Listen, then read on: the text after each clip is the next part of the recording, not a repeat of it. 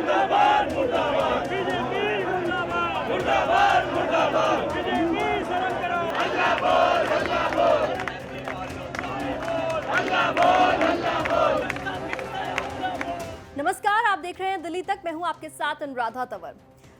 MCD में पिछले काफी वक्त से आर्थिक तंगी का एक मुद्दा बना हुआ है और लगातार आर्थिक तंगी की वजह से एमसीडी कुछ जमीनों की टेंडरिंग कर रही है और जमीनें बेची जा रही हैं। और इसी कड़ी में एनडीएमसी ने नोवेल्टी सिनेमा की जो जमीन थी उसे भी बेच दिया है। 34 करोड़ 75 लाख रुपए में 12 अगस्त को ये जमीन बेची गई थी, टेंडरिंग हुई थी और उसी के जरिए नोवेल्टी सिनेमा की जमीन को बेच दिया गया था। लेकिन इसी मुद्दे को लेकर अब विवाद शुरू हो गया है। कुछ वक्त पहले आम आदमी पार्टी ने एनडीएमसी पर यह आरोप लगाया था कि जो नोवेल्टी सिनेमा की जमीन है उसे गलत दाम में बेचा गया, क्योंकि 34 करोड़ रुपए जो दाम लगाए गए थे इस जमीन के वो मार्केट प्राइस से बहुत कम थे, क्योंकि मार्केट प्राइस जो है वो बहुत ज्यादा है। और आम आदमी पार्टी की तरफ से ये कहा गया कि तकरीबन 200 करोड़ रुपए की ये जमीन थी जिसे नॉर्थ दिल्ली म्युनिसिपल कॉर्पोरेशन ने सिर्फ 34 करोड़ 75 लाख रुपए में बेच दिया। लेकिन अब आपको बता दें कि इस मुद्दे को लेकर आम आदमी पार्टी ने भारतीय जनता पार्टी के मुख्यालय का घेराव किया। उन्होंने मार्च निकालते हुए वो बीजेपी दफ्तर तक पहुंचे और प्रोटेस्ट किया इस पूरे मुद्दे को लेकर और भ्रष्टाचार के तमाम आरोप लगाए। तस्वीरें हम आपको दिखा रहे हैं कि किस तरह से आम आदमी पार्टी के नेता कार्यकर्ता इकट्ठा हुए और वो पहुंचे भारतीय जनता पार्टी के मुख्यालय और लगातार नारेबाजी होती रही, भ्रष्टाचार के तमाम आरोप लगते रहे। इस दौरान आपको बता दें, आम आदमी पार्टी के कोंडली से विधायक कुलदीप कुमार ने एक बार फिर से आरोप लगाया है कि एमसीडी में लगातार भ्रष्टाचार हो रहा है और एमसीडी में जो इस वक्त सरकार है वो भारतीय जनता पार्टी की है और बीजेपी को ये डर है कि जो अगले साल एमसीडी के चुनाव हैं उसमें आम आदमी पार्टी सत्ता में आ सकती है और इसी वजह से, इसी डर से वो लगातार जमीन जो है एमसीडी की वो बेच रहे हैं।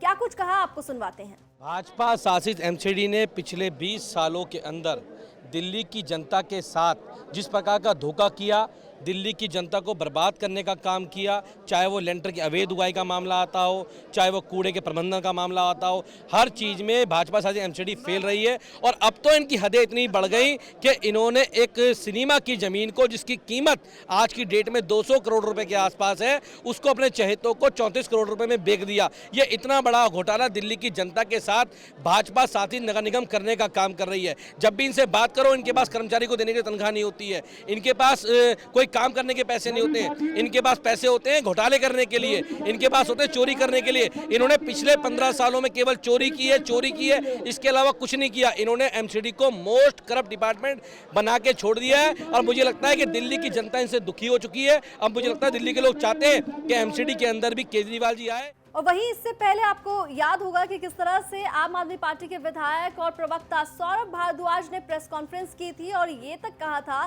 कि अगर एमसीडी वहां पर उस नोवेल्टी सिनेमा की जमीन पर अगर एक कॉम्प्लेक्स बना देती तो 300 करोड़ रुपए तक वहां पर कमा सकती थी लीज पर दुकानें देकर। क्या कुछ आरोप उन्होंने लगाए थे वो एक बार फिर से हम आपको सुनवा रहे हैं। 1100 स्क्वायर मीटर की कमर्शियल जगह एमसीडी ने मात्र 34 करोड़ के अंदर बेच दी। जिस जमीन के दाम कम से कम 125 करोड़ से 150 करोड़ रुपए होने चाहिए थे, एमसीडी ने इस हाई प्रोफाइल बिल्कुल कमर्शियल जगह को मात्र 34 करोड़ रुपए में बेच दिया है। और मुझे लगता है ये अब तक का एमसीडी का बिल्कुल खुल्लम खुल्ला जो लूट का सबसे बड़ा जो है कारनामा सामने आया है। कोई आदमी जो उस इलाके में रहता हो, मेरी कई वहाँ के ट्रेडर्स से बात हुई, कई दुकानदारों से बात हुई, वो लोग हैरान हैं, वो लोग शॉक में हैं कि ये कैसे हो सकता है कि एमसीडी इतनी बड़ी ज़मीन जो है मात्र 34 करोड़ रुपए के अंदर बेच सकती है। आप लोग भी इसके बारे में जानकारी निकालिएगा। साधारण तौर पर लोग ये कह रहे हैं कि अगर इस 1100 वर्ग मीटर में एमसीडी एक शॉपिंग कॉम्प्लेक्स बनाकर ही अगर दुकानें लीज पे दे देती तो कम से कम 300 करोड़ रुपए जो है एमसीडी कमा सकती थी। तो आम आदमी पार्टी और भारतीय जनता पार्टी के बीच इस वक्त आप देख सकते हैं कि किस तरह से आरोप प्रत्यारोप का दौर चल रहा है और नोवेल्टी सिनेमा की जमीन को लेकर अब आम आदमी पार्टी ने एमसीडी में जो सत्ता में बैठी है भारतीय जनता पार्टी उसके खिलाफ मोर्चा खोल दिया है। इससे पहले हमने आपको बताया था कि किस तरह से नोवेल्टी सिनेमा का जो इतिहास रहा है वो तकरीबन 100 साल का रहा है। कब नोवेल्टी सिनेमा की जमीन को निगम से खरीदा गया था, उसके बाद नोवेल्टी सिनेमा का निर्माण कब हुआ, क्या कंट्रोवर्सी जुड़ी रही, किस अभिनेता का पसंदीदा सिनेमा घर नोवेल्टी सिनेमा था, ये तमाम जानकारी हमने अपनी एक वीडियो में आपके साथ साझा की थी। उस वीडियो को अगर आप देखना चाहते हैं तो वो उसका लिंक भी हम इस वीडियो के डिस्क्रिप्शन में आपको शेयर कर रहे हैं। बाकी दिल्ली और एनसीआर से जुड़ी तमाम खबरों के लिए आप देखते रहिए दिल्ली तक।